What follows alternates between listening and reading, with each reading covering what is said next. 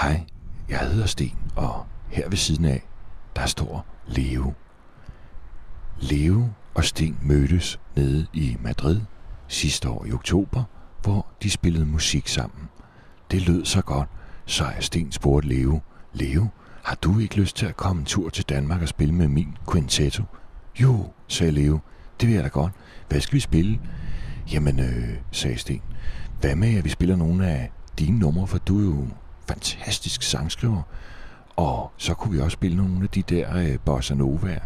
Og jeg har også skrevet lidt musik, og så spiller vi da i Jazzhus Montmartre 24. og 25. maj. Gør vi ikke? Jo, sagde Leo, det er en rigtig god idé. Så det gør vi.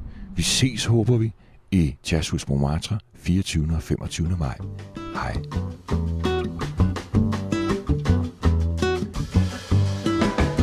À noite é quem cola bem no céu.